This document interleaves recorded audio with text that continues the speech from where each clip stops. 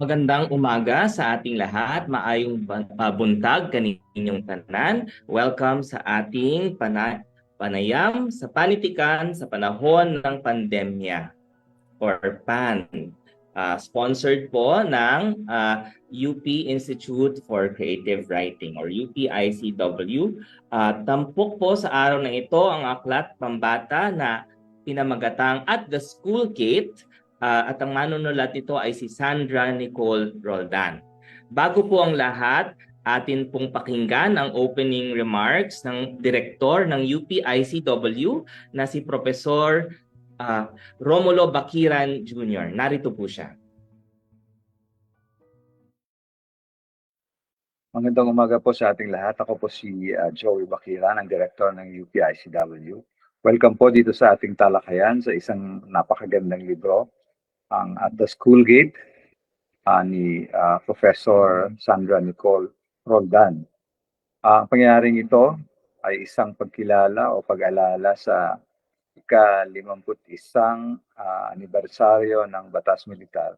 Ang nangyaring kwento ay hindi naman nangyari sa panahon ng Batas Militar, ngunit ang praktika ng Administrasyong Marcos ay nagpapatuloy kahit pa sa loob ng panahon yon ng EDSA o pagkaraan ng EDSA Revolution na nangyari sa pamilya ng isang batang babae sa kanyang ama particularly at sa itong nakaka-stress na pangyayari sa kabataan at ngayon ay kinikilala natin ang libro bilang isang pagtatanghal o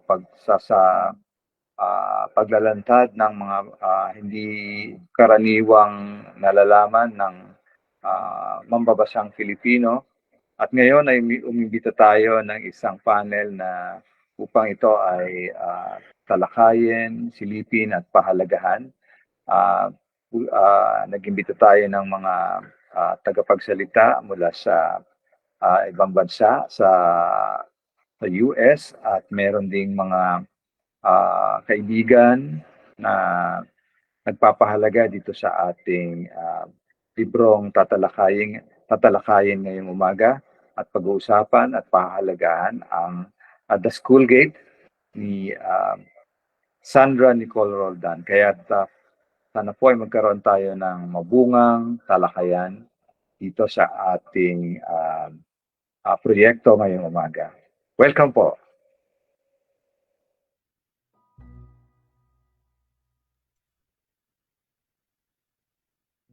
Maraming salamat po, Sir Joey, para sa inyong mga opening remarks. Ngayon po, narito po ang Associate Dean ng Kolehiyo ng Arte at Literatura ng Universidad ng Pilipinas, Diliman, si Associate Dean Maria Corazon Castro.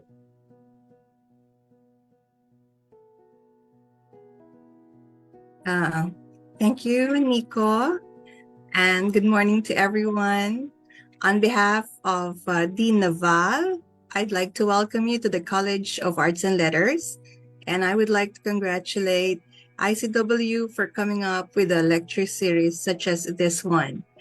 It would be interesting to listen to my colleague at the DECL, Sandra Roldan, as she shares with us the process and the challenges that went with the writing and the eventual publication of her book. Equally interesting are the events that resulted from the publication. We also look forward to the discussion of the panel, three of whom are former colleagues at the DECL. And I'm happy to see Lara here and Mon and the rest of you. And of course, Nico. No? As September fastly approaches, we are reminded of that dreadful day in September. Dreadful day in our history. It's been more than 50 years since the declaration of martial law, and people have seemed to have forgotten, no? The loss of many lives, the loss of freedom and democracy. Families and youthful dreams were shattered by this episode in our history. Hopefully, discussions like this can rekindle the sense of vigilance and the sense of involvement that all of us should have. Again, congratulations, ICW, and have a productive discussion, everyone. Thank you so much.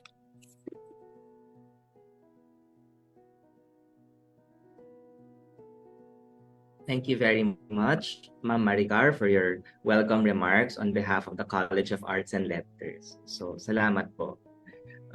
Ngayon naman po, tumako tayo sa pagpapakilala ng mga magsasalita ngayong umaga. Kasama na po ang manunulat ng At the School Gate at ang mga reactors po natin ngayong umaga.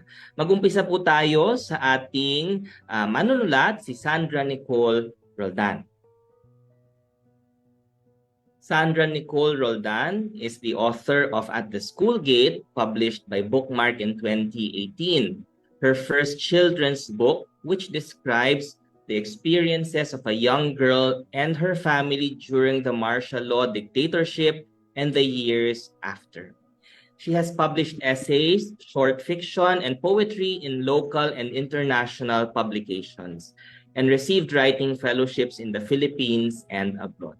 She completed her Bachelor of Arts and Master of Arts in Creative Writing at the University of the Philippines, Diliman, where she also taught literature and creative writing for almost 2 decades. Sandra is currently on a break from her PhD studies at the Royal Melbourne Institute of Technology, or RMIT University. So, ladies, gentlemen, non-binaries, mga kaibigan, si Sandra Roldan. Ngayon po, meron po tayong 3 reactors. Mauuna po sa pagsasalita si Frances Amper Sales. Frances Amper Sales is the author of Not Invisible, a poignant memoir of her first decade as a wife and mother. A former fellow of the UP National Writers Workshop, she is in the middle of writing 3 books when she finds time away from her work as a book editor, lifestyle writer, parenting blogger, and communications professional. She is married to novelist Vincent C. Sales, and they have 3 sons. Mga kaibigan, si Frances Sales. Kasunod po ni Frances ay si Jose Monfred C., o mas kilala sa Monsi. Si Jose Monfred C. ay katuwang na propesor ng Araling Pilipino sa Departamento ng Filipino at Panitikan ng Pilipinas, Universidad ng Pilipinas, Diliman. Nailathala ang ilan sa kaniyang mga pag-aaral hinggil sa panitikang pambata sa Plants in Children's and Young Adult Literature, Routledge 2021, at Martial Law at 50, mga alaala at kasaysayan ng pagbabalikwas, inilathala ng Ibon Foundation noong 2022. Nagsusulat at nagsasalin din siya ng mga kwentong pambata. Nagwagi ang kaniyang picture book na Kakatok-katok sa Bahay ni Benok, inilathala ng Canvas 2021, sa 29th Romeo Forbes Story Writing Competition at National Children's Book Awards 2022. Kasapi rin siya ng Congress of Teachers, Educators for Nationalism and Democracy, or CONTEND, at Supling Sining Incorporated. Mga kaibigan, si Monsi.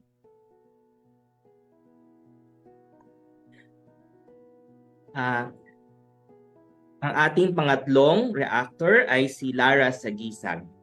Lara Sagisag is the Georgiou Chair of Children's Literature and Literacy at New York University.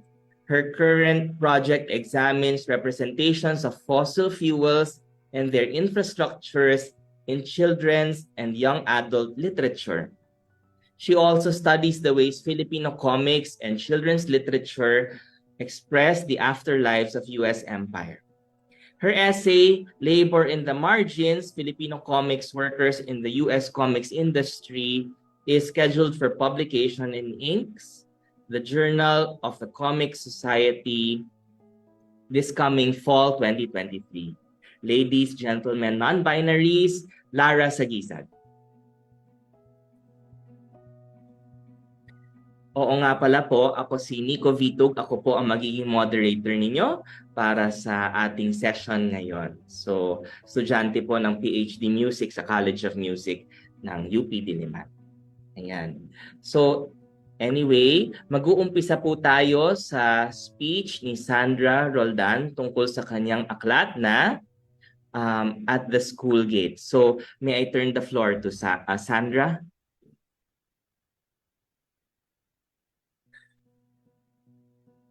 Good morning, everyone. Everybody calls my book a martial law children's book, but I'd like to begin by saying that strictly speaking, it is not a martial law children's book. While there is an actual flashback scene set during the martial law years, the events in my story happened towards the end of the Cory Aquino presidency.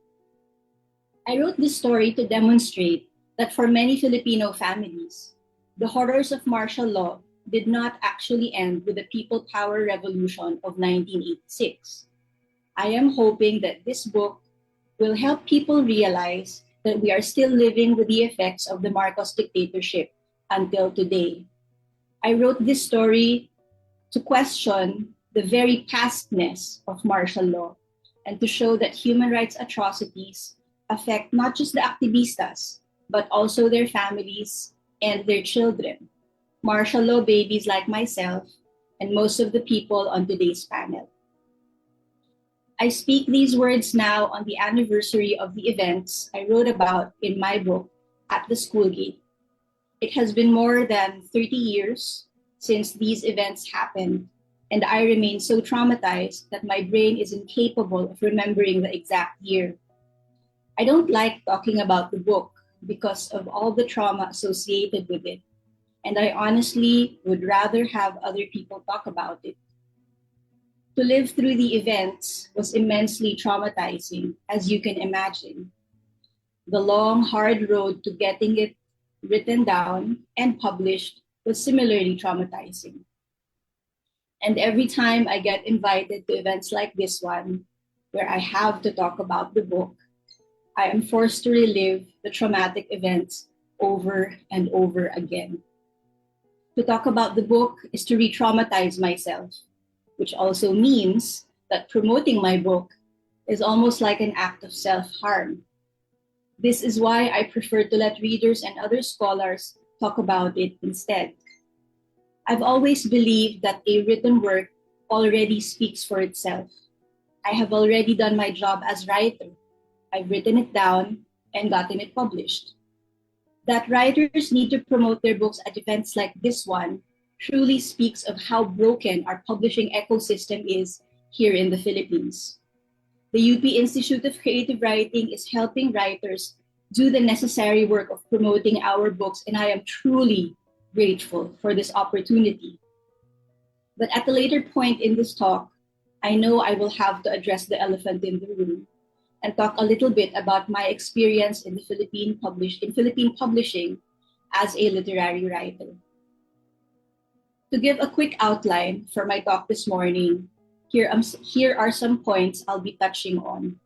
My motivations for writing At the School Gate, the process of writing and getting it published, initial reactions to the work, and lastly, what happened after publication. This book took me more than 20 years to write. The earliest seeds of this work were the entries in a journal I had to write for religion class back in high school, around the time the events happened to me in my family. And this is that journal. This is my religion notebook. The first actual version of it as written story was a narrative I wrote for Filipino class. Sadly, or maybe thankfully, I no longer have a copy of that juvenile work. As an undergrad at UP's creative writing program, I wrote a version of this story for a fiction workshop class under the late Clinton Palanca. I was still unhappy with that version of the story. Medyo hilaw pa, I guess. So when I started my MA in creative writing, I used several workshop classes to explore how I could transform the same set of events into different literary works. In Hemino Abad's poetry workshop class, I wrote The Man Who Wasn't My Father, which is a prose poem published in the Father Poems Anthology, edited by Hemino Abad and Alfred Yuson. For Cristina Pantoja Hidalgo's nonfiction workshop class, I wrote The Safe House, which was published as fiction in the now defunct Philippines Free Press magazine. That story was shortlisted for the Free Press Awards in 2007, and it remains my most widely read work because several textbook authors included The Safe House in literature textbooks for senior high school. And I still get Facebook messages from desperate high school students all over the country asking me to explain the meaning of my story because they were assigned to report about it in class. I never replied to them. Finally, I wrote the first version of At the School Gate for a young adult fiction workshop class taught by Carla Pasis. A highly abridged version of it appeared in 17 Magazine Philippines with illustrations by Fran Nang because my CW batchmate Lilda Shan Bose was a magazine editor who felt that the popular glossy magazines published by Summit in the early 2000s needed some substantial or even political content to balance the fluffy articles about fashion and makeup. I was honestly dissatisfied with the published version that came out in 17 Magazine. I was not used to the feeling of having big sections of my writing deleted by an editor who might not quite get why it was written that way in the first place. We must admit that we do not really do literary editing here in the Philippines. We do copy editing and proofreading instead. I have yet to encounter an editor who has made my published work truly better than the draft I submitted. So, with At the School Gate, I felt that it got eviscerated by 17 Magazine's well-meaning editors.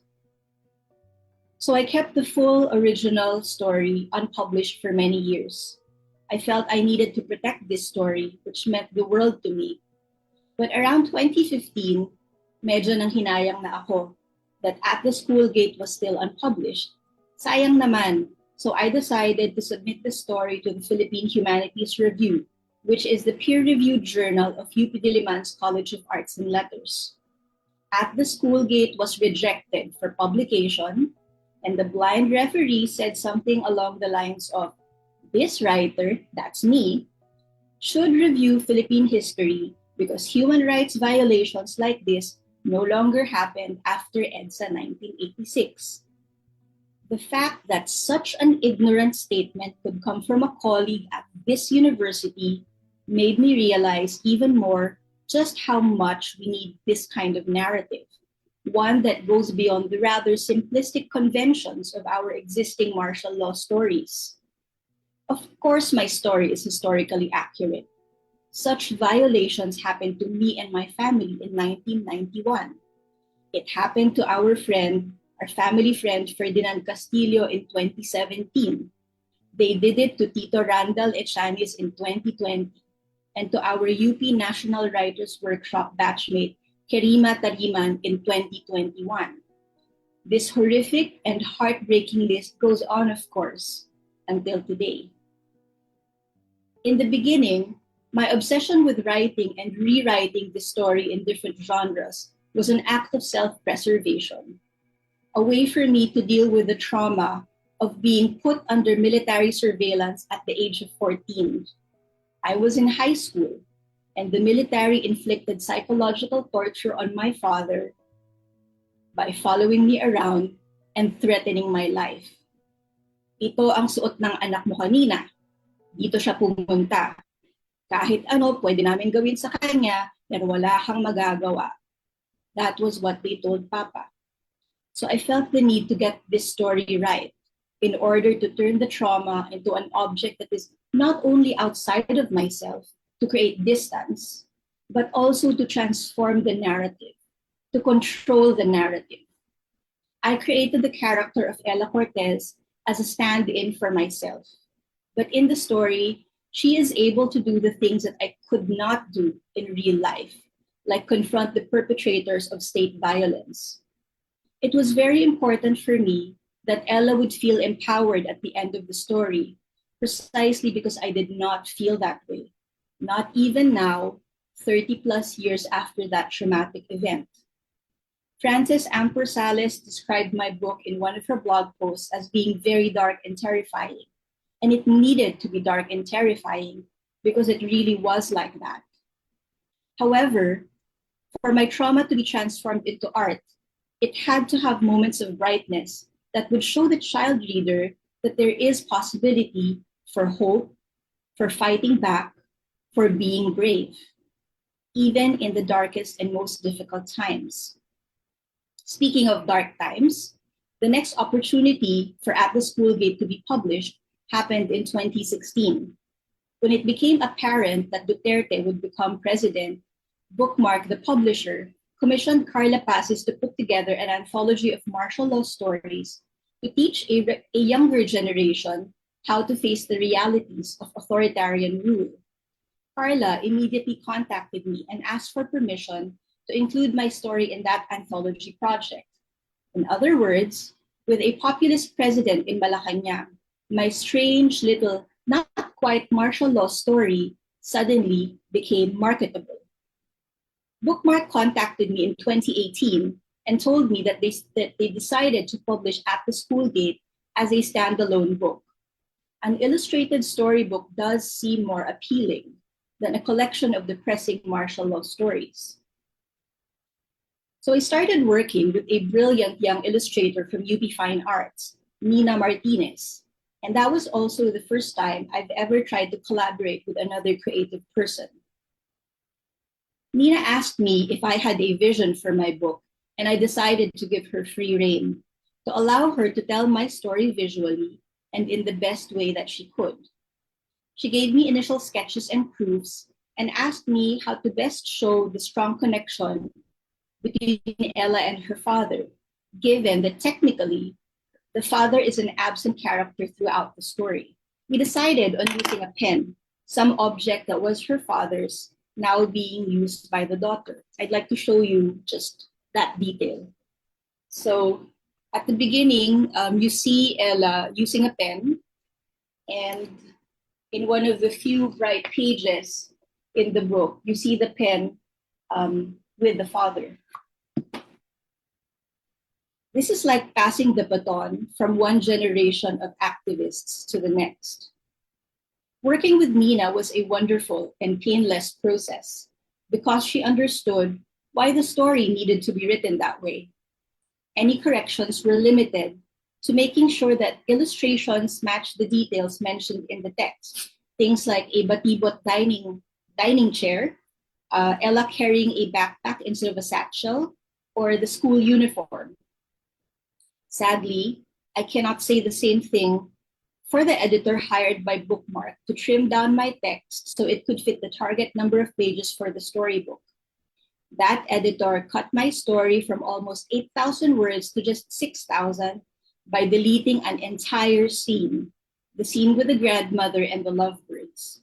Such a careless and cavalier approach to editing told me that both the editor and the publisher did not really get the point of my story. Basta lang may martial law children's book na sila in their catalog.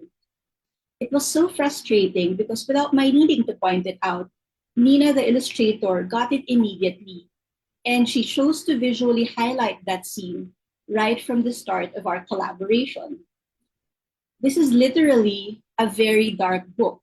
The illustrations are full of shadows and darkness, and there are only two bright spots in the book.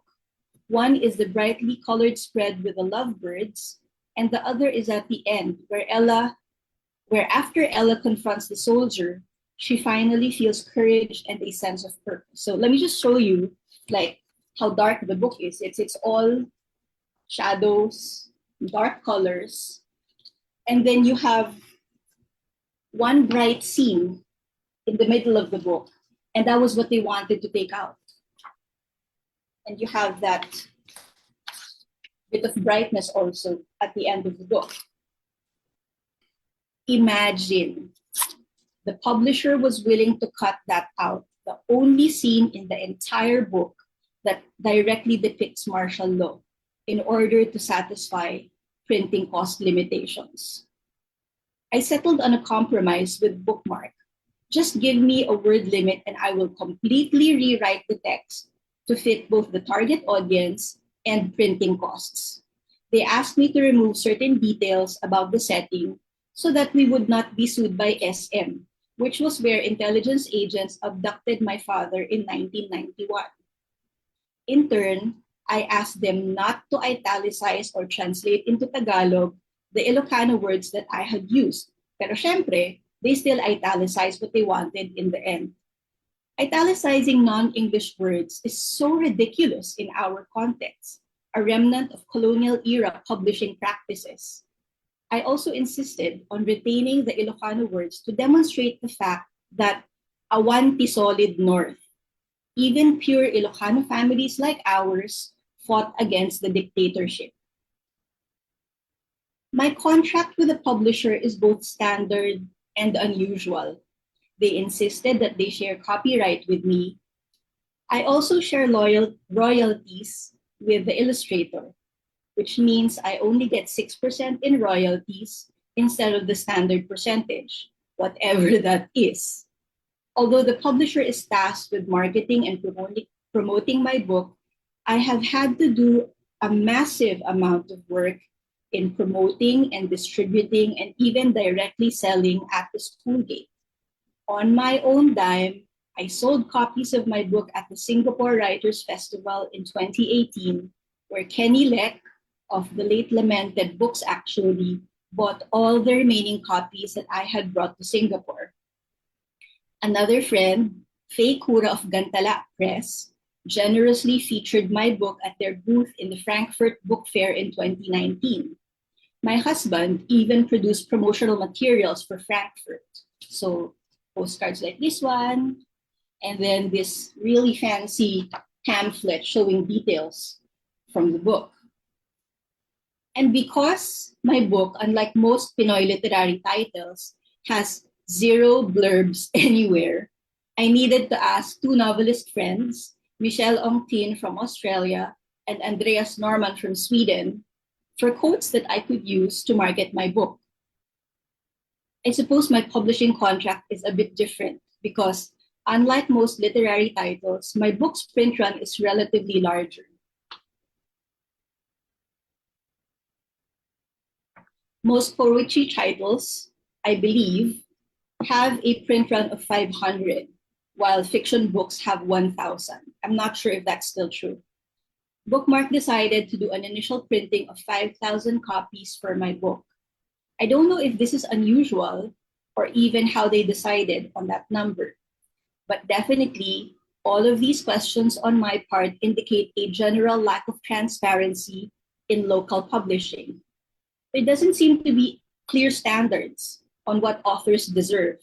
I do not know if existing groups like Umpil or PEN are doing any substantial work to protect and or negotiate with publishers on behalf of writers. And I'm not sure if it's because of the disruption caused by the COVID-19 pandemic, but since At the School Gate was published in 2018, I have not yet received a single peso in royalties. I also don't know how much of the original print run has been sold because the publisher has not yet given me the annual sales report mentioned in my contract.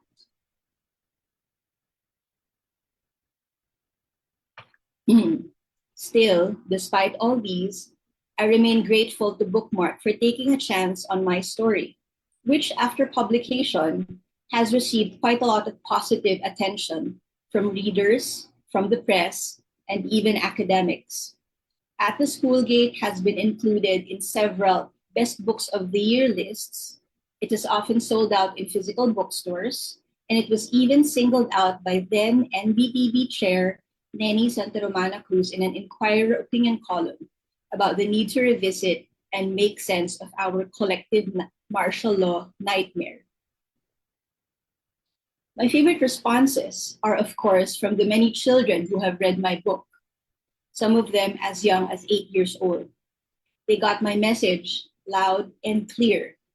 There are many ways to be brave, and as long as we see something wrong, we should never stop fixing it. Many readers have asked me for a sequel, but I'm not sure how to write that.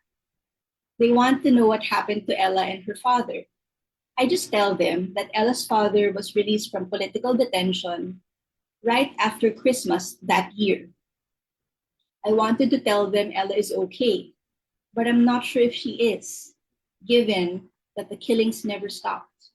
And now we have another Marcos in Malacanang. The funny thing about writing this book is that I've come to conflate myself with Ella, and the events in my life blur into what I had written in my story. Writing this has changed my memories of what actually happened, which in the end tells us that art, with a capital A, triumphs ultimately over personal history. Since my book was published in 2018, I have been red tagged many times. I have received death threats online. I've even been harassed and put under surveillance by military agents during the pandemic lockdown of 2020. If anything bad happens to me now, at least I've already written this book. Maraming salamat po.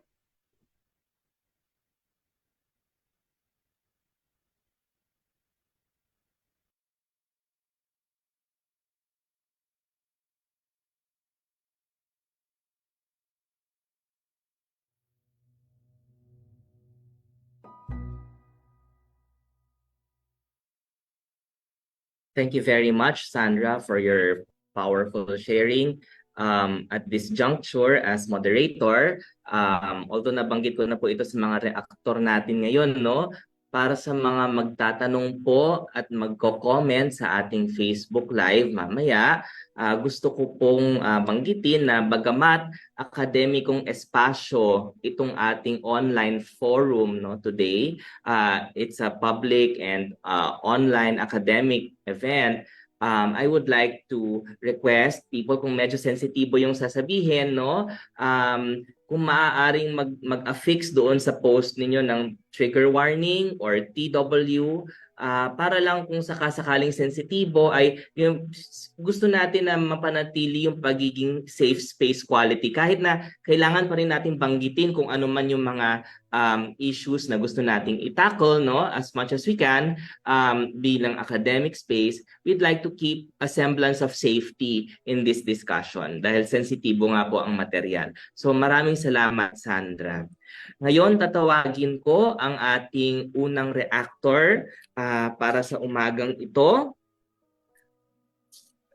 At ang una nating reactor ay si Frances Amper Sales. Frances, you have the floor.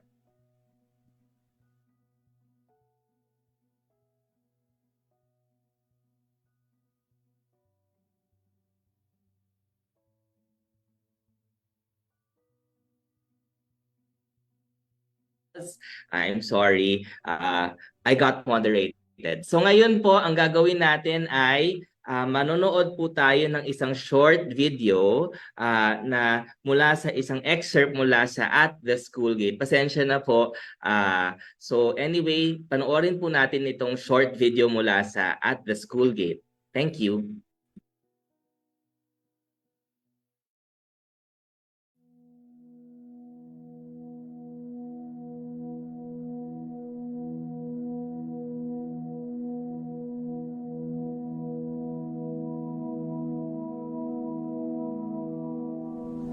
I was conceived at the Camp Crame Detention Center for Political Offenders, one February night in 1976. With Papa in jail, Mama worked as a newspaper reporter. Kuya Marx was only 3 months old. That day, Mama made a conjugal visit to celebrate Valentine's Day with Papa behind bars. I was born 9 months later. We all lived in our grandparents' house until Papa was released. It was hard for writers to find jobs during martial law. So Papa worked for the government and we moved to a tiny apartment in an NHA housing project. We still live there. Growing up, I remember meeting the new titos and titas every week. Some brought papers and talked at our dining table until late at night. Others had bandages on their arms or legs. All of them slept on banigs in the living room, like a big communist slumber party. Some nights I'd lie awake, listening to my new relatives sobbing softly like a small animal, or whispering quietly like the wind in the trees outside our window. I thought that period in our family life ended in 1986 with People Power.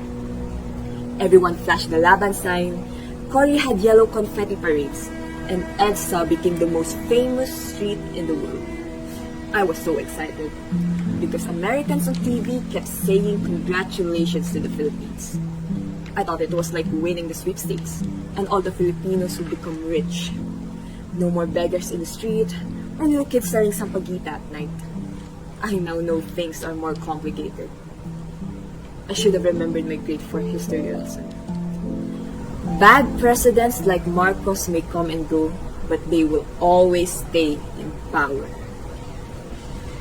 This was how I first saw Papa on television.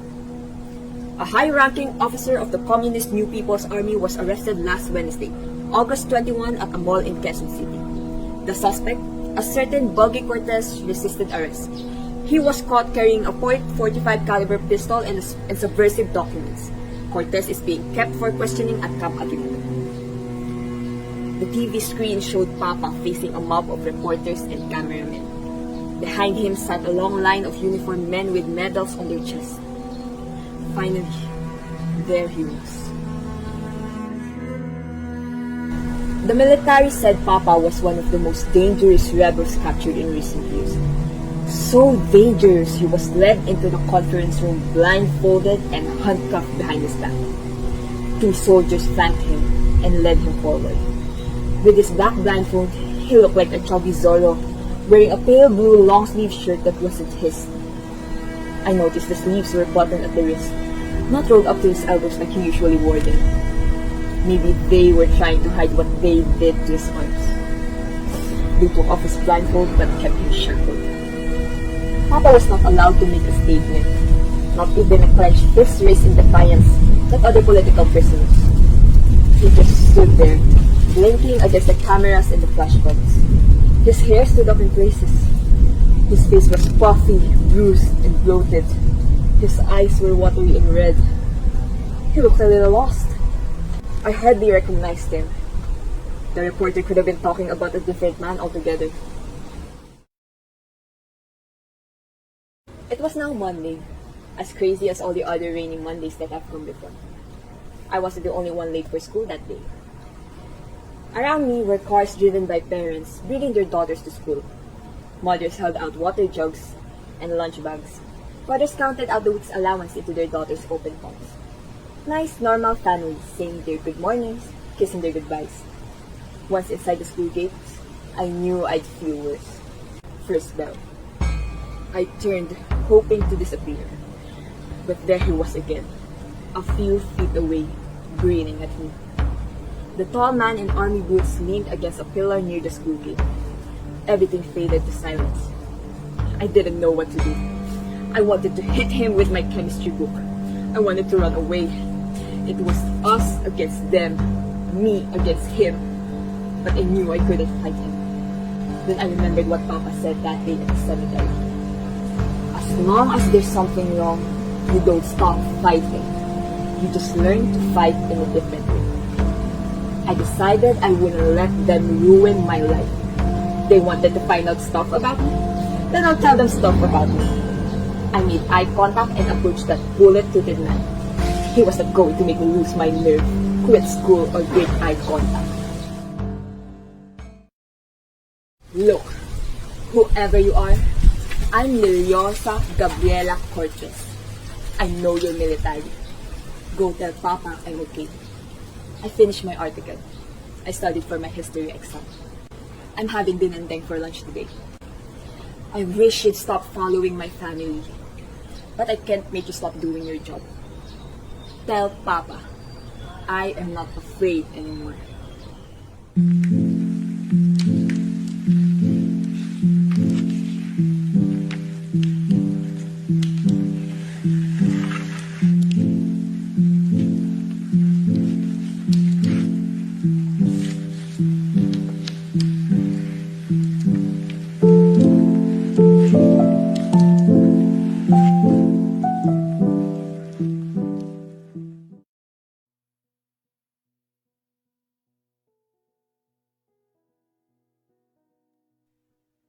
Maraming salamat po sa mga naging bahagi nitong mahusay na short film rendering ng At the School Gate ni Sandra Nicole Roldan. At siguro bago po tayo magpatuloy, nais kong personal na magpasalamat sa ginawa ni Sandra. Napaka makapangyarihan na kwento. Pero syempre kung may siguro kung may isang kaunting tuwa na makukuha tayo sa nangyayari ngayon, ito yung posibilidad na pwede ang pagbabago, no? At ito yung nakukuha natin sa panahong ito sa pamamagitan ng mga ganitong kwento. So, sa ngayon po, sorry sa ating unang reactor na tinawag ko a little too early. Tatawagin ko po ulit si Frances Amper Sales for her reaction to At the School Gate. Frances, finally you have the floor. Sorry about that. Hi, no, that's fine. Magandang umaga sa inyong lahat na nanonood. Okay, let me think. Okay, kasi when I read this book, this was 2 years ago. So, oh my God, I'm getting emotional. Times have changed since 2021. So, nung binili ko yung libro, I actually didn't know what it was all about. I thought it was a children's book. And as a mother, and I think I'm here to react as a mother. As a mother, I was excited to read it to my kids, diba? Pero syempre, binasa ko muna. Because, you know, parents have to curate. And when I was reading it, I couldn't just react as a mother, pero as a Filipina also. And dahil kilala ko rin yung author, syempre hindi ko rin ma-separate yung feelings ko for what she went through. Yes, we know it's fiction, but is it really fiction, right? So eventually I did talk to my kids about this book nga. Sabi ko, uy, kilala ko yung author, ganyan, tapos ito yung nangyari, and then we were talking about it. And my reaction is really this, that magkaiba yung reaction namin ng mga anak ko. Yung reaction ko is, and I'm ashamed to say, is fear talaga. Kasi, nung time na, kasi, well, we know who the president is right now again, right? So parang, I was so depressed last year dahil sa result ng elections. And reading this book and talking about it with my kids, parang I felt really defeated. Whereas yung mga anak ko, and thank you, Sandra, for ending it in a hopeful tone. They were like, well, as long as you think you're doing the right thing, then it's going to be okay. And I was just thinking, buti pa yung mga bata. They have hope. Kasi, sa totoo lang, di ba nga sabi, Neil Gaiman quoted Chesterton. He said that fairy tales, I may be saying it wrong, but fairy tales are good not because they introduce dragons to the children, but because it tells children that they can defeat the dragons. And of course, I was thinking, but the monsters are still out there. We haven't done our part. So this book was very, nalungkot ako, natakot ako, pero buti pa yung mga bata, I guess because they're kids. My kids were really thinking, no, it's okay, we're gonna fight. You know, we're gonna fight by like how Ella did it. You know, she ate lunch and she finished her homework, and you know, all these things. You know, just living your life is a form of protest, I guess. So that's my reaction to your book, Sandra. Thank you for writing it. You're very brave.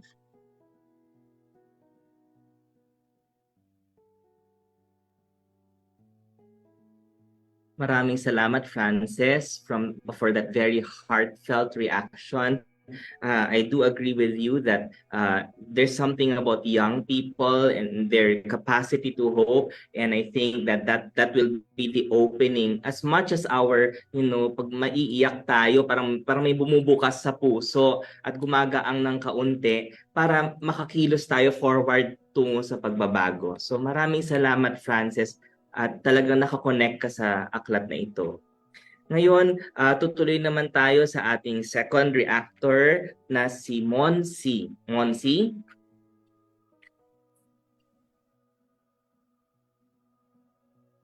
Maraming salamat, Nico, sa iyong pagpapakilala. Maraming salamat din, Ma'am Frances, sa panguna sa reaksyon. At syempre, kay Ma'am Sandra, no, na naalala ko pa noong una kong nakuha yung aklat mula sa kanya. No? Talagang direct to the source. At ngayon ka lang naunawaan kung bakit. Bakit si Ma'am Sandra ay may pagtatangkang talaga, no, magbenta rin ng kopya ng sarili niyang aklat. Kanina, tumatak sa akin yung unang sinabi ni Ma'am Sandra hinggil dun sa aklat na this is not a martial law children's book. No?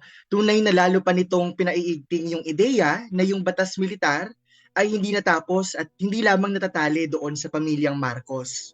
No? Para sa akin bilang isang guro no, na hindi naabutan yung panahon ng batas militar, nakatutulong tong mga aklat na ito para mas maunawaan at makongkreto, maisa konkreto yung danas na hindi ko man nadanas yung batas militar, nararanasan natin no, sa kasalukuyang panahon. Para sa akin nga, tila isang pag-aaral ng dalumat at danas ng demokrasya sa Pilipinas, no, yung At the School Gate. Binibigyang katwiran nito yung pagpapatuloy ng dahas, no, yung nakikita natin sa landscape ng kwento doon sa ilustrasyon na ginawa ni Nina na isa ko ring kaibigan, mula doon sa malamlam na landscape ng malungkot na tarangkahan na basang-basa sa ulan hanggang dun sa safe house na yung tanging liwanag lang ay yung telebisyon, no, na may hatid na balita hinggil sa papa ni Ella. Tulad na nabanggit na rin ng author kanina, makabuluhan yung liwanag sa mga ilustrasyon. No? Dala-dala nito yung pag-asa, hindi lamang pag-asa actually, kundi pagtindig, no, laban sa karahasan, laban sa batas militar. Na bagamat hindi nga dinanas ni Ella yung batas militar, yung pagkawala sa kanya ng kanyang ama ay anyo ng pagbumulto, no, ng malawakang pag-aresto nung panahon ng diktaduryang Marcos. Inilalagay tayo ng kwento, no, inilalagay nito yung parehong batang karakter, no, at yung batang mambabasa, maging tayo mga adult readers na, no, mga scholars, writers, doon sa kilabot ng panahon ng batas militar. At tulad nga nung ipinaliwanag ko rin doon sa isang pag-aaral na sinulat ko hinggil sa aklat, no, ay yung pagkabalisang dulot ng pandarahas sa isang miyembro ng pamilya ni Ella at yung pansamantalang alwang handog ng alaala, no, na kinukwento ng kanyang lola, ng kanyang mga ibang relatives, no, yung tumatayong gabay sa batang mambabasa sa pag-unawa sa pagkawala na maaaring hindi nararanasan ng bata sa kasalukuyan, ngunit patuloy pa rin. No? Marami pa rin mga bata ang nawawalan ng mga magulang na aktivista, mga journalist at iba pa. No, gamit yung pagkabata o yung childhood bilang sentral na dalumat nung aklat pambata na ito, sinasariwa ng kwento ang alaalang sariwa pa. No? Ito ay nangyari sa panahon ni Cory Aquino, batid nga ng ating author kanina. Masasabi integrasyon din ito ng mismong pagtukoy ng publiko ng mga Pilipino sa batas militar bilang bahagi na lamang ng kasaysayan. Ganong nararanasan pa rin ang mga bakas nito, yung mga iterasyon nito, hanggang sa kasalukuyan. No, ito na nga yung sinasabi ng author kanina na pagsusuri din ito sa pastness, no? Pagka-question even ng pastness dahil minsan pag nalalagay natin ng isang bagay tulad nito, isang event tulad nito bilang bahagi ng kasaysayan, tinuturing na lang to bilang bahagi ng textbook, bilang bahagi ng classroom. Kahit na ito pa rin ay bahagi ng pang-araw-araw na buhay ng mga Pilipino hanggang sa kasalukuyan. No, lalo na ngayon, no, na yung ating Pangulo ay bahagi ng pamilya ng diktador. No? At nagkaroon din ng malaking papel sa pag-yurak ng karapatan ng mga Pilipino noong panahon ng batas militar. Hindi may kakaila na bahagi yung aklat na ito, yung At the School Gate, sa daluyong ng mga radikal, no, na panitikang pambata sa Pilipinas sa bingit ng ika-21 taon. No? Isinusulong nito ang demokrasya, justisyang panlipunan, at pakikibaka ng mga mamamayan sa isang napaka-personal at isang kwento na malapit sa danas ng bata. No? Isang editor, no, ng school newspaper, maraming relate din talaga doon. Antig ako sa kwento, no? Nung una kong mabasa yung At the School Gate, nung nabigyan nga ako ng kopya ng author, nagiyak din ako mismo na magsulat ng kwentong pambata na no, nagtatangkaring maarok yung talas at tapang na bit-bit nung aklat ni Ma'am Sandra. No, masasabi ko nga na tumulong ito, no, yung pagbabasa ko nito na magluwal nung isa kong aklat na Kakatok-katok sa Bahay ni Beno, na humaharaya naman doon sa danas ng extrajudicial killings sa ilalim ng rehimeng Duterte. No, at naniniwala ako na kinakailangan ng mga sumusunod na henerasyon ng kabataang Pilipino na malaman na umiiral ang karahasan ng may kapangyarihan sa iba't ibang anyong naiibang pangalan, no, ngunit kawangis at kasindumal ng batas militar ni Marcos. Kaya bukod sa pagsusulat ng mga sa tingin ko, no, mga inspired by ng At the School Gate na mga kwento, ano rin to, no, tinuturo ko rin sa Philippine Studies 21 o PS21. Ito yung kurso sa UP na Wika, Panitikan at Kultura sa ilalim ng Batas Militar sa Pilipinas. No, bigla ko lang naalala yung binanggit ni Ma'am Frances kanina, yung talinhaga ng mga dragon. 'Di ba? Na parang yung mga dragon ay dapat matutunan ng mga bata na may mga dragon, may mga kaaway talaga sa lipunan. Hindi lahat ay masaya, hindi lahat ay good people, at dapat matutunan din kung paano lumaban sa mga ito. No, na naisip ko, minsan tayo mga adult, nakalilimot kung paano lumaban. 'Di ba? Kaya napakahalaga talaga na manood sa mga bata at kabataan in general, tulad ng mga college students, na may pangangailangan pa rin lumaban. No, dahil nandiyan pa rin yung mga dragon. 'Di ba? Sa PS21, bilang isa tong kursong pangkolehiyo, ipinapaliwanag talaga namin sa mga mag-aaral yung sistemang nagbubunsod at nagsusustena doon sa karahasan at tinustisyang panlipunan.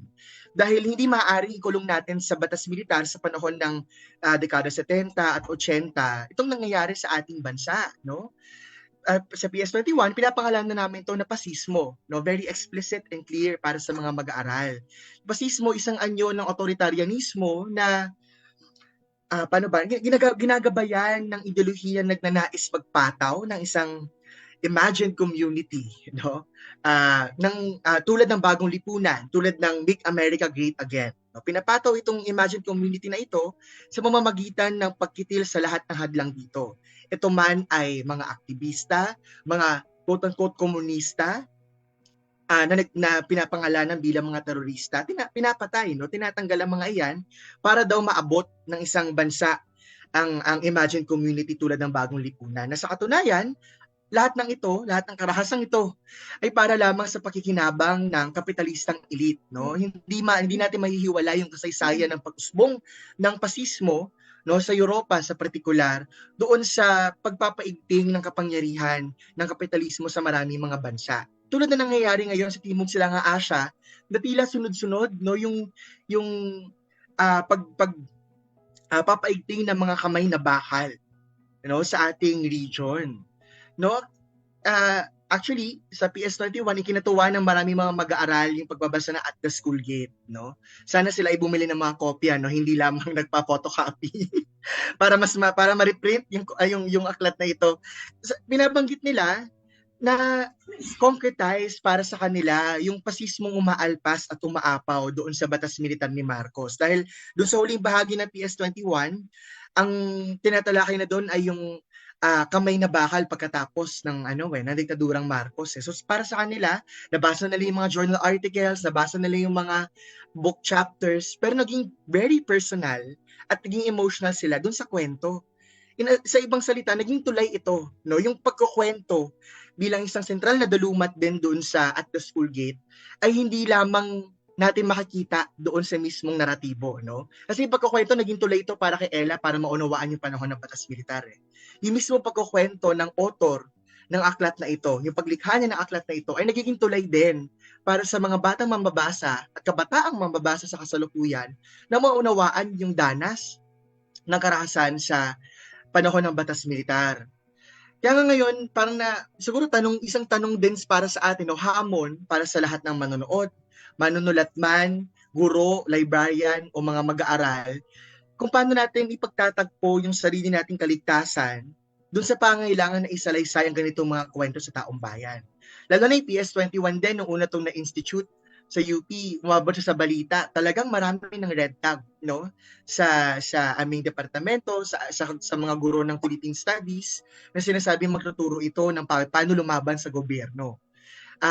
Bagkus sa tinuturo dito ay tungkol sa kasaysayan, di ba? At kung paano patuloy na alalahin ito at sariwain ito sa kasalukuyan.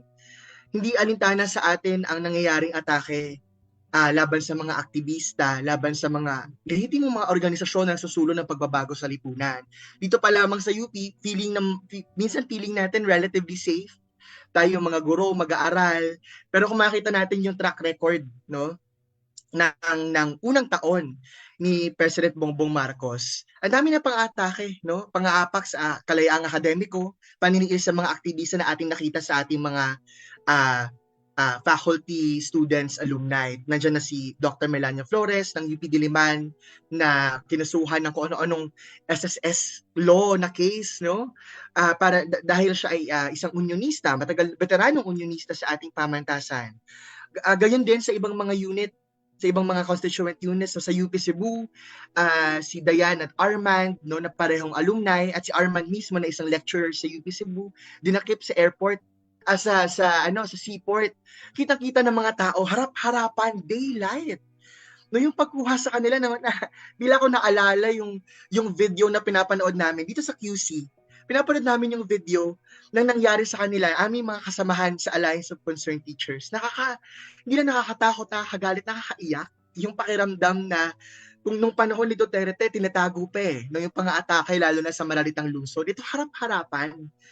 Na wait lang, yan yung tinuturo ko sa PS21. Yan yung pag-uusapan namin sa mga pulong namin sa Union. Totoo siya.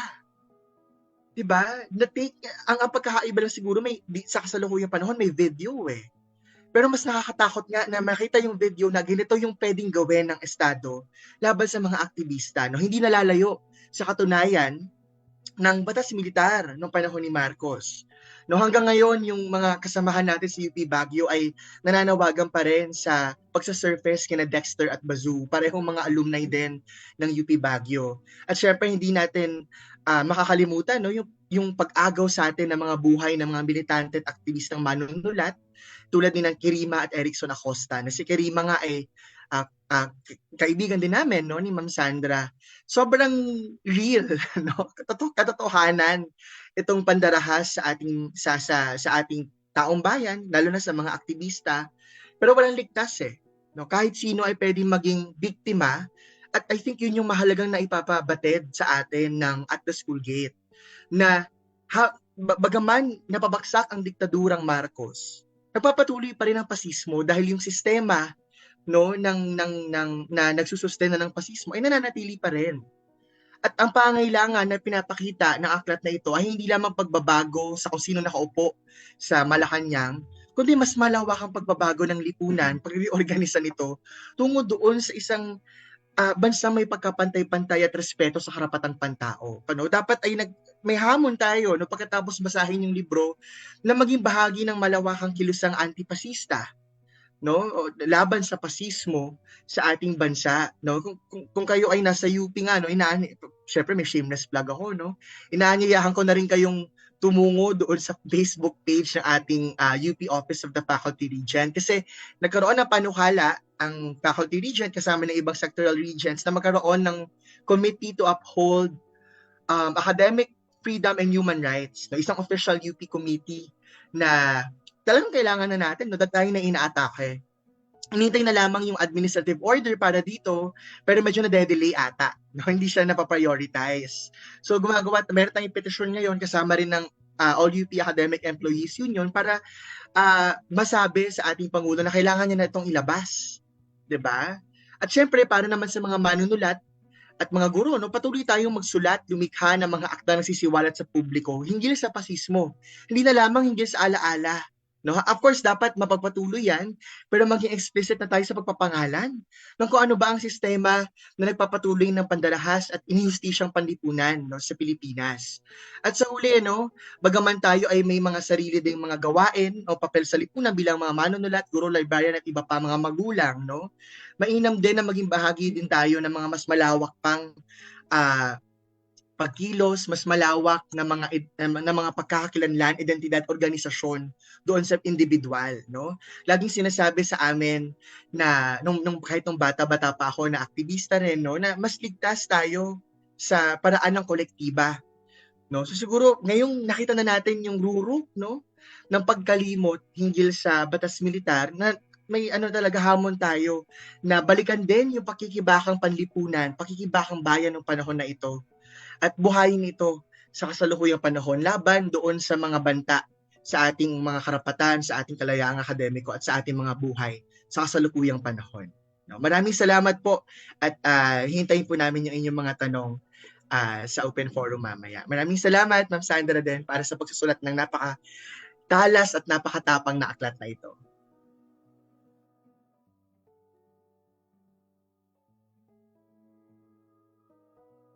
Maraming salamat, Monsi, no? Napaka-rich ng iyong mga sinabi, no? Siguro bilang paglalagom lang, iniisip ko talaga yung imahen ng paghahawak kamay. So parang for example, may pinapasa ka na kwento na mahalaga sa kasunod mo at mahalagang kwento ito para sa kasunod na henerasyon. Pero may kaakibat itong mga risks, no? May mga kaakibat na ano, at tanong talaga natin yan, ano yung kailangan, paano natin i-involve ang ating sarili despite things that have happened to us, and these are not easy questions, no? But I love the bravery of your remarks. So maraming salamat. Patuloy natin yang pag-uusapan sa open forum. So ang ating huling reactor para sa umagang ito ay si Lara Sagisag. Lara, ready?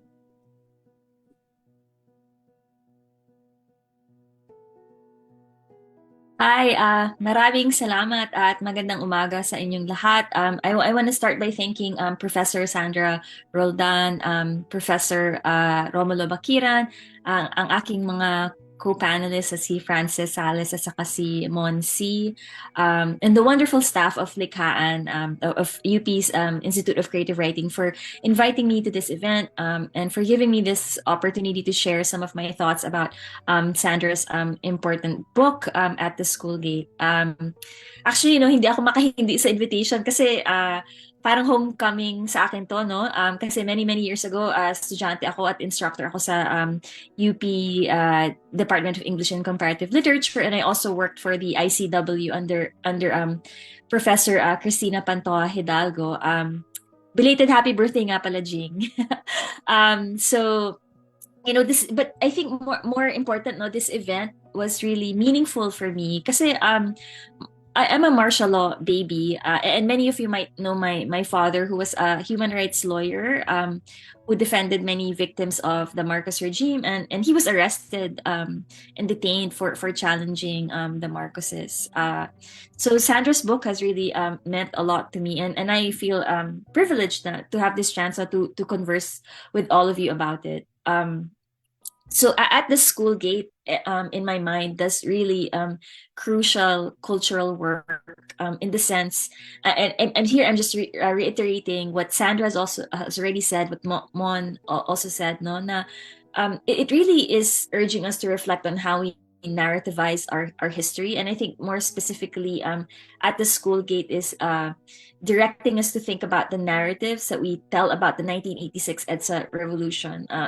I think many of us often think about the people power revolution as marking a return to democracy, and yes, it was undeniably a peaceful mass movement that ended a 20-year dictatorship, but Sandra's book is also forcing us to confront how post-EDSA dissent has remained policed and criminalized. This book is, can be unsettling, but I think it's a necessary and forceful acknowledgement of human rights violations, including massacres that were carried out by the state beyond the Marcos regime. One of the things I want to also briefly talk about this book is that it's the school setting. So some of the scenes in this book occurs in the school. In fact, we open the narrative na Ella is at school, and she's complaining about all the rules that she has to follow in her Catholic school, and she describes the school as somewhat claustrophobic.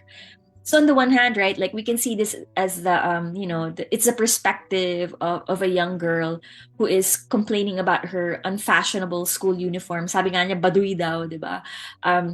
But I wonder whether, this opening scene is a way for us to also think about our systems of education, like the ways that our systems of education are habituating young Filipinos to be a particular kind of citizen, like one who conforms, one who is obedient.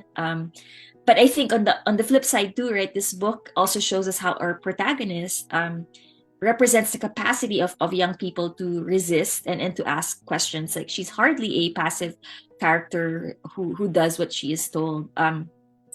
But something that also interested me, and actually very, relate ako kasi I went to a Catholic school. Alam ko naintindihan ko yung moments na minimeasure nga ng mga nuns yung medyas ko. So again, like the story is told from Ella's, the story is Ella's story, right? So from her perspective, the nuns are there to mainly scold her and then measure the height of her socks. But I wonder whether we can open this up, this conversation up, and maybe even try to complicate like that stereotype of nuns, given that that the history of I guess like just educating young people also about the roles that nuns played in histories of feminism and activism and militancy in the Philippines, like because I think I'm just, I guess, recalling my own experience as a Catholic schoolgirl, where it was actually a very confusing experience for me, because on the one hand, ito nga ang daming demands to obey, to conform, but on the other hand, many of the nuns who were teaching us were also teaching us like the tenets of liberation theology. So it was such an interesting tension. So and I wonder whether it's worth also kind of like again, this book allows for that kind of conversation. As an educator now based in the US, I also think about what it could mean to teach this book to Filipinos and non-Filipinos outside of the Philippines. So, and I'm thinking that books such as At the School Gate may have the potential to build an understanding of transnational solidarity. So I'm specifically thinking about the growing number of books in the US that interrogate policing and incarceration. So baka familiar kayo sa mga titles like The Hate You Give by Angie Thomas, Ghost Boys by Jewel Parker Rhodes, kasi both these books point to the ways that police and prisons target and harm Black and Brown communities in the US. And then there are books by Caravan to the North by Jorge Argueta, We Hereby Refuse by Frank Abe, and Internment by Samira Ahmed. And these books criticize the xenophobia that leads to the policing of borders and that resulted in the incarceration of Japanese Americans in World War II and the surveillance and unlawful detention of Arabic and Muslim visitors and citizens post 9/11. So I'm just, I think there's potential to kind of like show young readers how they can make connections between At the School Gate and these books about the U.S. carceral systems. To because I'm thinking, I can't help but think about the, what people call the how do I put this, like the coloniality of the Philippine police, prison systems, and the military, like that these institutions are a continuation of the ways that U.S. imperial forces policed and punished so-called insurrectionists during the U.S. colonial period, no? So parang I think yung history here, like I think Mon was encouraging us to look at yung making connections between yung Batas Militar nung 1972 to 1986, right? Hanggang sa ngayon, right? And I think that we can go even further. Like if we look at yung policing systems, yung military system, these are things that we the Philippines, the Philippine state adopted from U.S. Empire, and I'm really fascinated by how that plays out in the book. And for me, the book. And I don't know whether Sandra will agree with me on this about the ending. Kasi sa akin, the book is not a happy ending, right? I think, and it's good that way. It disrupts the common notion that children's books must have a happy and comfortable ending, a sense of completion. So definitely the denouement shows us that Ella stands up to like this military man who's stalking and harassing her family. So I think this is an important signal, right, of the development of her character. But the story ends and we don't know what happens to her father. Like we have no assurance whether Ella's act will prevent future instances of harassment. And I think may potential na some young and old readers might feel uncomfortable by the lack of this kind of like clean ending. But I think this unsettling conclusion is important to pay attention to, because it reminds us that democracy is not an endpoint. It's a project that we must work on continuously, right? Na parang hindi siya yung end point nung kwento. Parang part siya ng kwento continuously. And I think yun yung failure ng EDSA. I think we thought that was our happy ending, and then happy ever after na tayo lahat. I think maraming nakakalimot na actually the work was just about to start. So I think I like to think of the ending of At the School Gate really more as a beginning than an ending, because it's this moment when Ella refuses to simply accept what is going on, and refuses to live in fear. As a final point, I just saw the film 11,103 today, and I'm guessing it's a film that's familiar to many of you. And I was just thinking of what Sandra was saying earlier, about the pain she has to go through every time she has to tell this story. That the writing of the story was incredibly painful, and dun sa film they showed how some victims of martial law were opening up for the first time, where they were telling it in the records of film. That was their first time of telling the story, because it was unspeakable. And I just think about that, right? Like we can't blame them for the hurt. We can't blame them for not being able to say what they could not say. And I'm just wondering, like, I guess it's a question I'm also thinking about, right? Like, how do we continue stories when we can see that the telling of these stories can cause harm to the teller of the stories? How do we hold them in care, right, as the listeners of these stories? So I'm also looking forward sa questions and comments during the open forum. Pero maraming salamat talaga. Thank you for giving me this space to talk about At the School Gate, and I'm also very, very eager to hear how other folks have responded to it. Maraming salamat.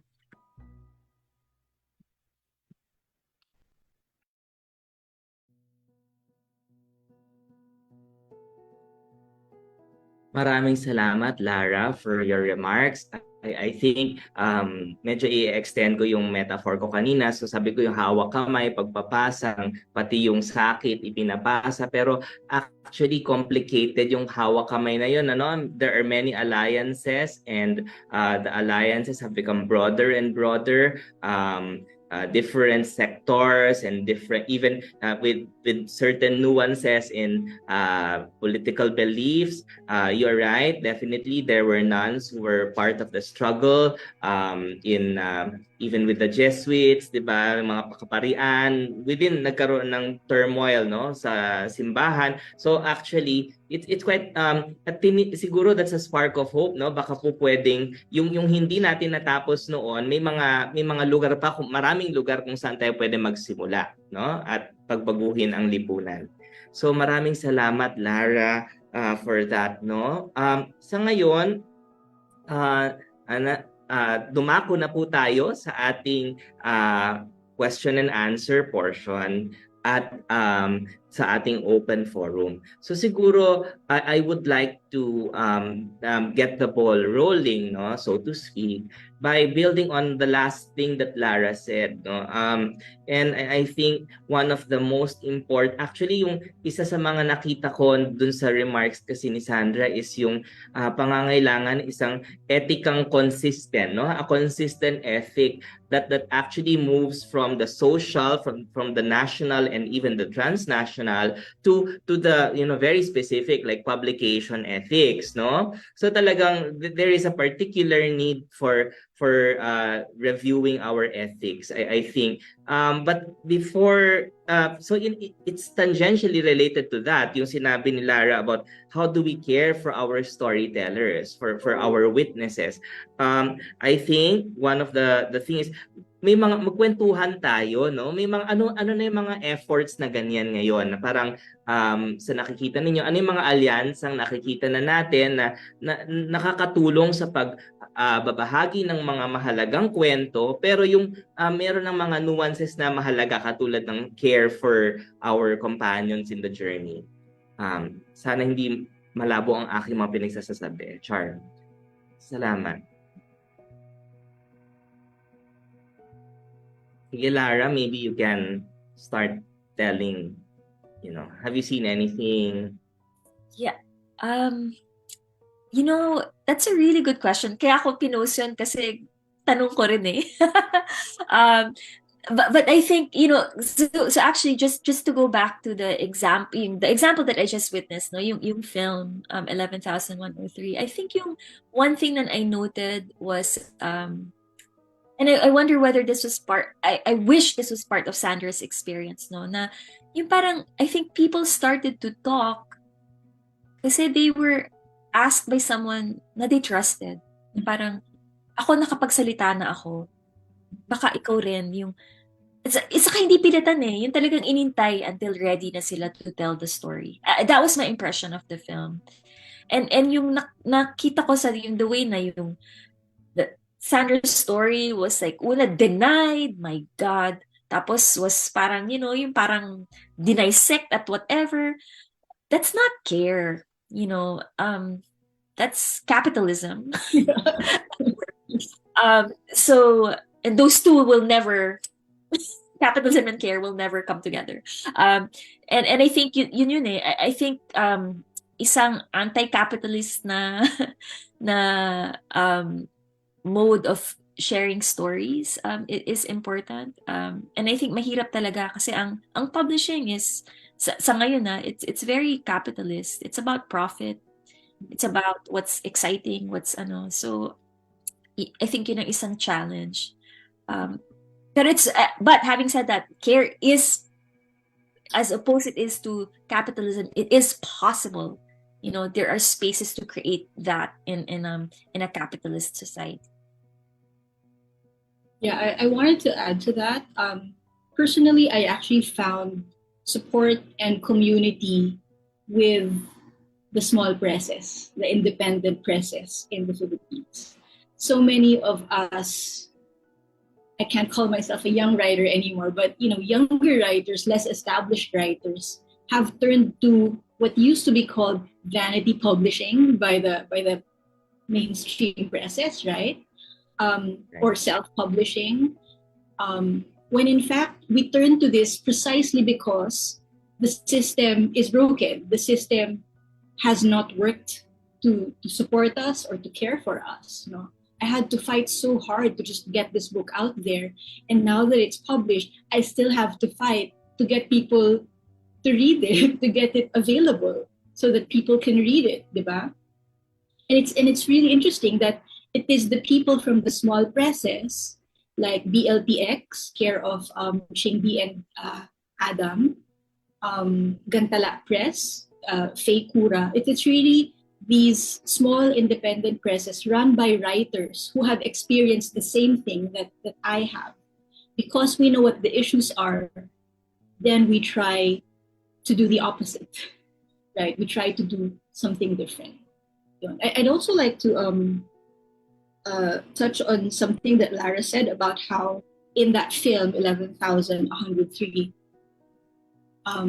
many of the martial law survivors are only speaking now.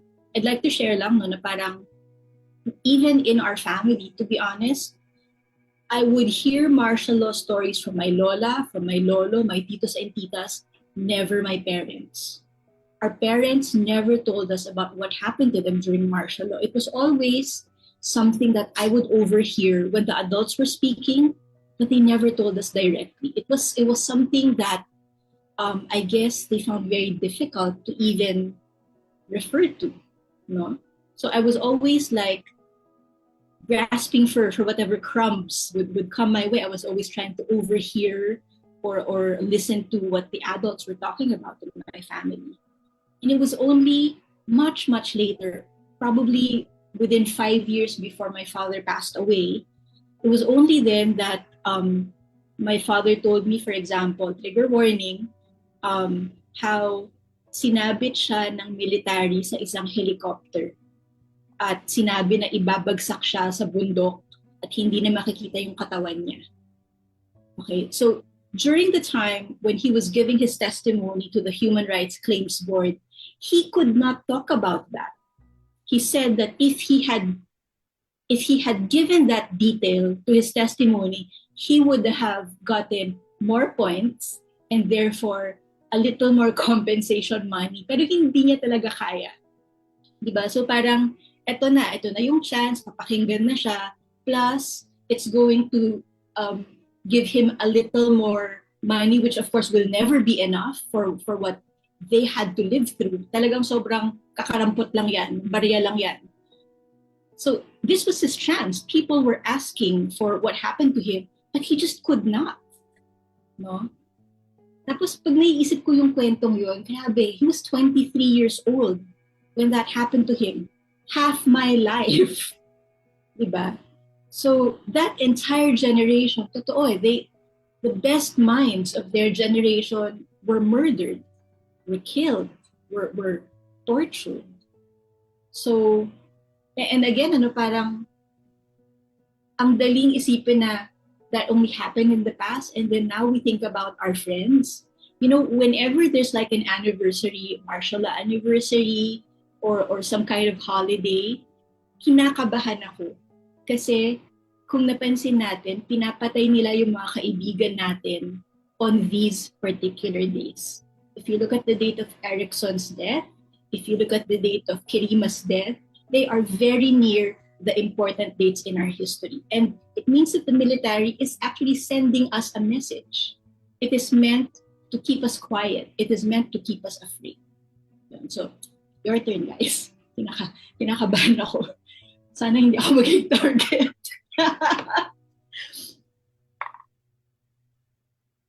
Nako, maraming salamat, Sandra, for that, no? And definitely the encouragement, despite the whole the you know how heavy the process one has to go through, what you went through.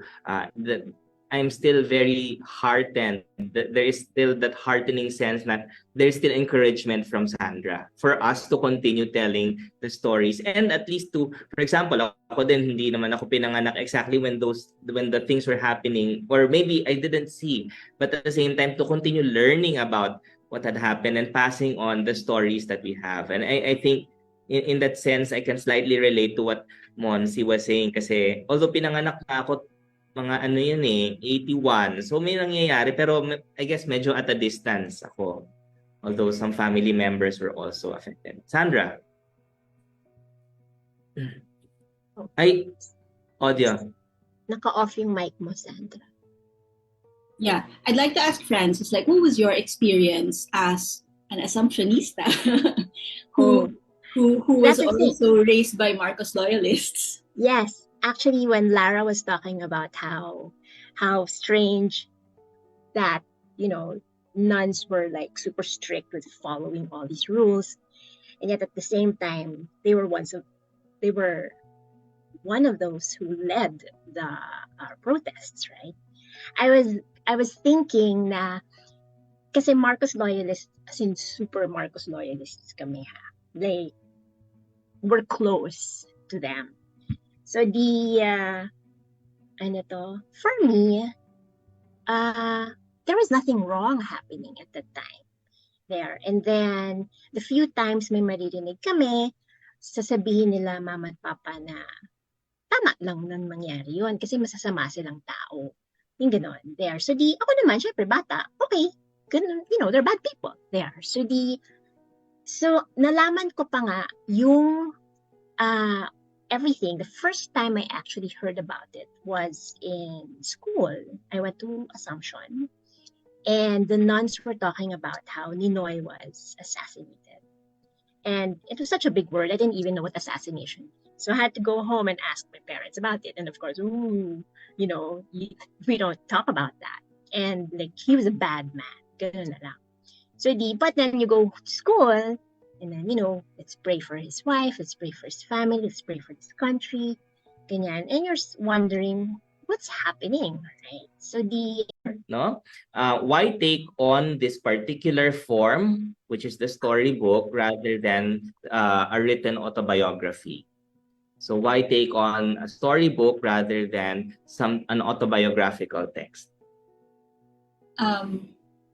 Because number one, because I had to transform the events into something quite different from what I went through. Just for my own peace of mind, I guess. No, it's really about dealing with my trauma. That's one. Number two, the storybook is more appealing to more audiences because it seems innocuous, diba? It seems safe. It's not as threatening. Because if I had written an autobiography, number one, may bibili ba? Diba? Like autobiography doesn't really sell in this country, number one. And then if it's a children's book, then it has legs. It's seasonal. The appeal of the book is seasonal. Like Christmas, bibilin siya, ibibigay sa mga anak, sa mga apo. Pagdating ng February, because of the EDSA revolution, then I get attention again for this book. Pagdating ng, August 21, pagdating ng September 21, parang people notice it again. No? So that's it really. It's really the visibility. No? It helps, I think, that the book design, the illustrations are fantastic. No? It is a very attractive object. And as object, it's also more portable. No? I'd like to share lang when I was starting my PhD studies, I was thinking that my PhD would be about how memoir, how autobiography could be a way to counter the myths of martial law. I wanted to do like a collection of oral history ng mga martial law babies at mga martial law survivors. Kasi wala tayong pangpatayo ng monumento, wala tayong pangpatayo ng mga museums. All we can do is tell our stories. So that was my idea. But then I also realized that in trying to get the story out, in trying to get the story written, we survivors could be re-traumatizing ourselves, diba? Re-traumatizing our families. Kasi hindi lang naman yung mga aktivistang apekto, diba? Also their children, the civilians, also their parents, their relatives, ganyan. So I guess as a matter of safety din, parang it is better for my PhD studies to go in another direction, which is instead of memoir as monument, I started thinking, how about books as portable monument? Because I read an article by Anne Rigney about how a book is a portable monument because it's so small, you can hand it over to someone else, to a younger generation. Diba? So parang, I guess that's what we can do. Now that they're back in Malacanang, they're gonna use infrastructure again and institutions to further entrench themselves. All we can do to fight back at the moment is to grow our communities, is to stay in solidarity with each other, and to continue telling our stories, and to continue telling as complete a story as we can, meaning as many voices as possible.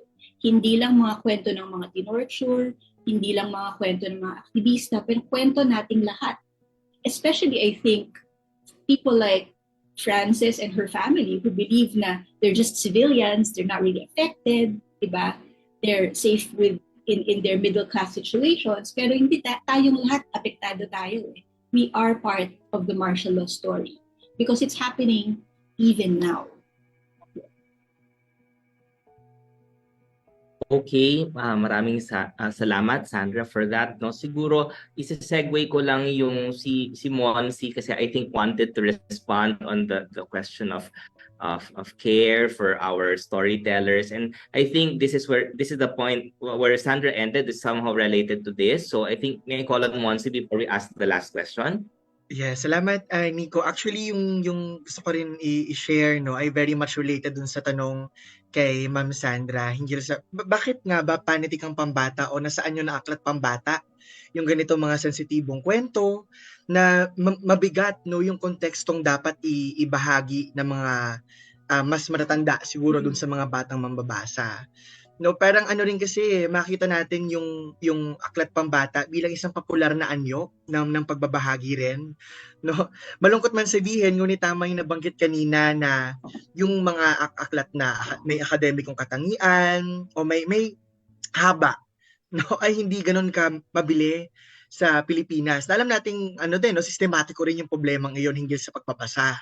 Pero yung aklat pambata kasi hindi lang siya yung mismong bookness niya, yung thingness niya, di ba? Hindi lang siya kwento na babasahin, kundi isa rin tong regalo para sa mga mas batang mambabasa nga isang laruan, di ba? Ang mga aklat pambata. Kaya yung sirkulasyon niya, sa tingin ko ay mas ay maigi, no? Maigi yung sirkulasyon ng mga aklat na ito. Kaya nga maigi rin na maglaman sila ng mga kwentong progresibo, maging militante, no? Para mabasa rin ng susunod na henerasyon ng mga Pilipino.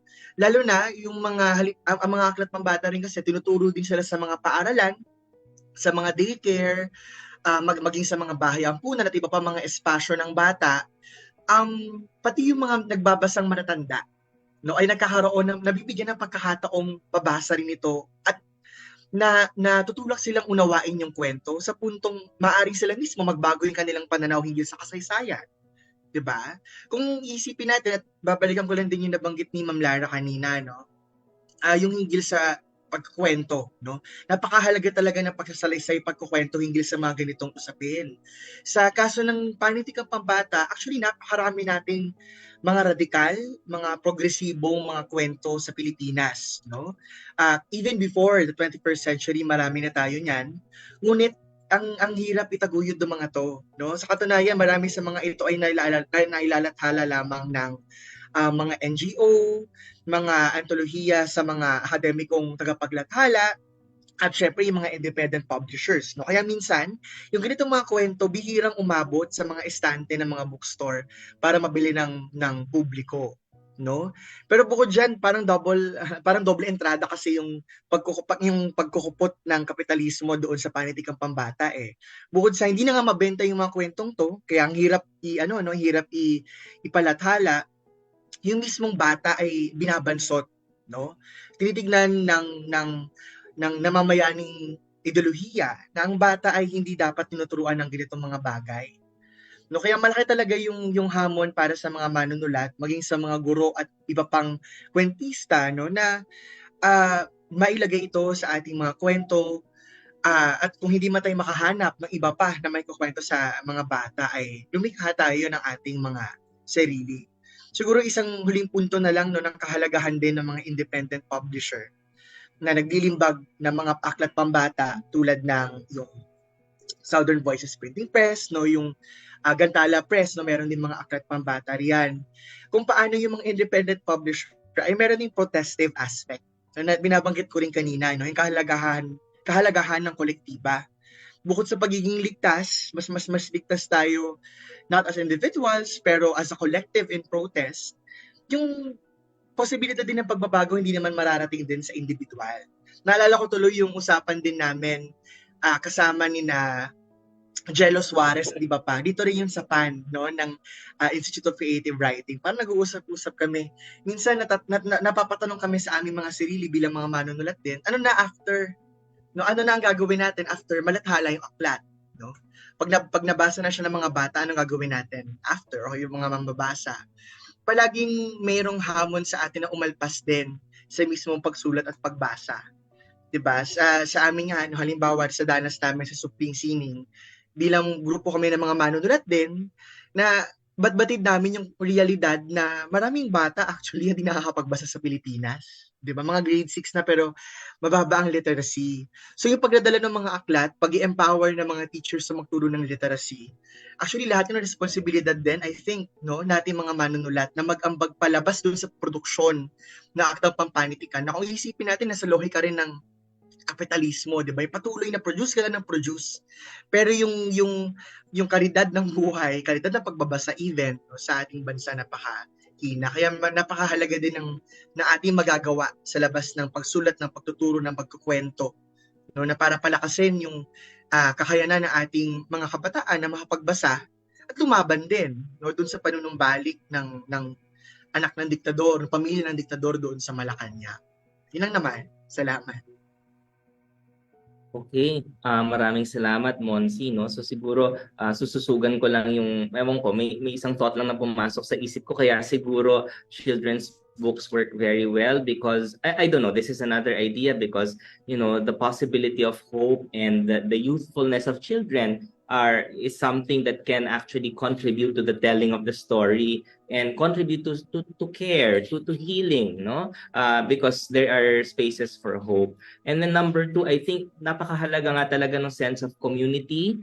And talagang binanggit ito ni Monsi, no? For example, yung experience ko ng pagpunta sa huling BLTX itong nakaraan, parang talagang may pamayanan doon at you know, I think people from different persuasions, different thoughts can gather there and to share each other's work and read each other's work. So I think that's why there is power in the small press and there is power in the small communities within the bigger behemoth, which is the second regimen, no? This rehimeng ikalawa.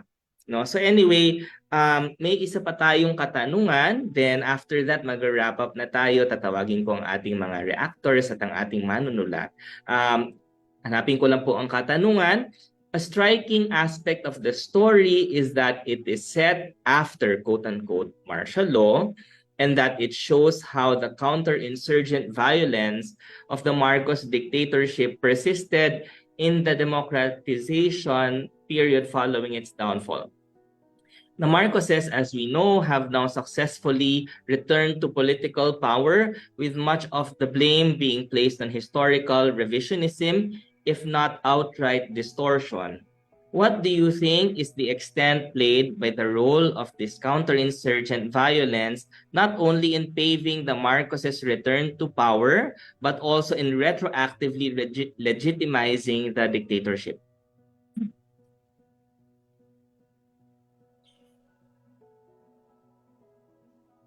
That's a really heavy question, Matt. That's a very heavy question. I don't know how to answer it. Feel free. Yeah. Kasi for example, ako because I used to work in magazines,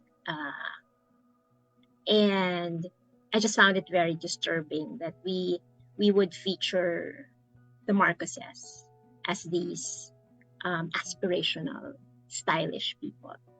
And alam mo mga Pilipino, basta mayaman, basta actually kahit nga hindi maganda or kahit hindi mabait, basta mayaman, di ba? Fina-follow natin. And there was the media complicit in their return.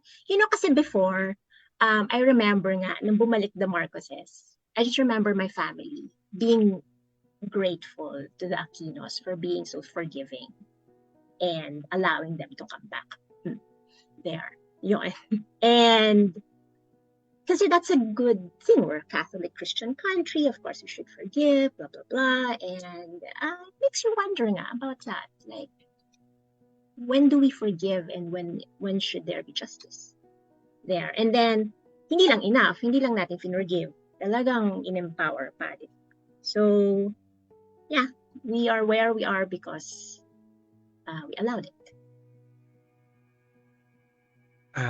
Siguro para din magbigay naman ng katuwang o katabing perspektiba dun sa nabanggit, no? Tunay na may pag-allow, I think, no? May ganun tayo eh. Hindi tayo hard enough, no? Naalala ko tuloy pag nababanggit nga parang sa ibang mga bansa na may mga dumaang pasista. trigger warning, pero talagang binibitay, no? Yun yung ginagawa para hindi na maulit, hindi na sila mag-extend. No, dahil sarami naman din ng dugong inutang nila mula sa atin. No, pero siguro sa other side, no, sa other perspective din. Minsan nahirap din masisi, no, yung kapwa nating Pilipino dahil hindi passive yung Marcoses sa panunumbalik nila sa kapangyarihan. No, very actively na ginawa nila yung lahat na makakaya nila even a few years after the regime ended, no? A few years after that, bumalik yung mga Marcos sa Ilocos at nagkaroon na ulit sila ng kapangyarihan by tapping to their old cronies, to the local elite. Nabalik sila sa power before 2000s, no? And by then, bakit na, as always sa Pilipinas, pag nasa local government ka na, bakit ka na napaakyat, no, sa mga posisyon? At talagang kahit nung late 2000s lalo na, at least sa abot nababasa ko rin mga pag-aaral hinggil dito, no? Dahil wala pa naman akong puwang nung panahon na yun, ng mga late 2000s. Talagang marami na rin ginagawang mga estratehiya yung pamilyang Marcos para makabalik sa kapangyarihan. No, nababanggit nga sa chat, no, sa chat ng Zoom natin ngayon yung mga iba't ibang pakana, 'di ba, sa social media, nabanggit ni Ma'am Francis sa mga magazines, sa mga newspapers, marami talagang propaganda na nagpapabango sa kanila. And yung mga propaganda na to, they make the Marcoses appealing, something na dapat i-aspire ng mga Pilipino. And of course, yung lagi natin naririnig for the past year, no, yung problem ng disinformation. Na since 2010s pala, napag-alaman nga natin, no, na since 2010s pala, marami ng mga troll farms na parami as the years go by na naglalabas ng disinformation regarding the Marcoses. So habang sila ay nagpapapiteer sa bureaucracy para makataas sa government, meron na rin nangyayaring panloloko sa taong bayan. 'Di ba? Kaya parang minsan pag nung election din kasi, 'di ba? Pag narinig natin lagi yung mga pakiwari ng iba't ibang mga tao, maraming iba sumusuporta, pero pag tinanong mo kung bakit, yung mga sinasabi nila ay actually better fit for a different candidate na mas okay kaysa kay Marcos eh.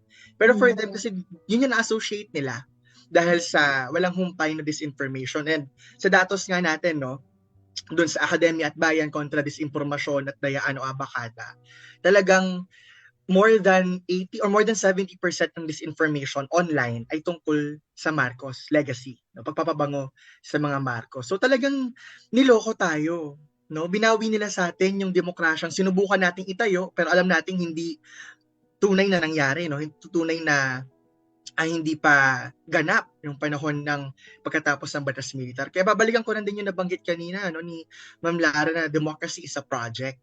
At dapat talaga ay lahat tayong makilahok dun sa proyektong iyon sa iba't ibang mga paraan na sa abot ng ating makakaya. Maraming salamat. May time pa ba? Go ahead. Kasi ako naman, and this is anecdotal, no? Kasi I've been thinking a lot about ito nga tinatawag na authoritarian nostalgia. And again, this is anecdotal kasi marami akong naririnig na mga relatives, mga kaibigan na minsan na humihirit na baka nga kasi tayong mga Pilipino, kulang tayo ng disiplina. Kailangan talaga natin ng authoritarian. Kailangan natin ng disiplina. Sabi ko naisip na yung mga humihirit na yon, sila yung komportable eh. Okay sila eh. They don't see themselves as dissidents or criminals. So I think na they always see when they say mga Pilipino kailangan ng disiplina, I think they already think na sila may disiplina na, itong ibang mga Pilipino, sila ang nanggugulo. Kaya kailangan natin ng Duterte. Kaya kailangan natin ng parang Marcos nung batas militar. Dun ako nababother kasi parang and nostalgia is parang I guess there are different kinds of nostalgia, pero the authoritarian nostalgia, right? It's parang a misrepresentation of fascism. it's a misremembering of the actualities of fascism. Kaya doon ako nababother talaga. And I think that's one reason. I think it took me a while to really accept it as a problem. Pero after na nangyari, even sa panahon pa ni Duterte, doon ko na napansin na parang may desire talaga na parang idisiplina the other kind of Filipino na nakikita na as kulang nga na kailangan mag-conform at maging obedient para daw umasenso tayo. Yeah, our populist presidents have been voted into power by Class A, B, C. Yes. Mostly Class A and B. It's not even CBE who voted for them. It's those who are in power because they know that he will still stay in power and they will remain comfortable no matter what happens. I believe that EDSA has the businesses and the middle classes and the upper classes started to feel the pinch of our destroyed economy. That was the only reason why the tycoons started moving away from Marcos. Yun lang. When it hits them where it hurts, which is their profits, their money, saka lang mangyayari. So, parang nakakalungkot na parang kailangan bang maghirap tayong lahat para magkaroon ulit ng totoo at matinong revolution. I don't know. It's scary. Okay, so maraming salamat Sandra, Lara, Monsi, Frances, at sa lahat ng kasama natin ngayong maghahapon na, malapit na tanghali, no? So sa ngayon, I think ilang punto lang, no?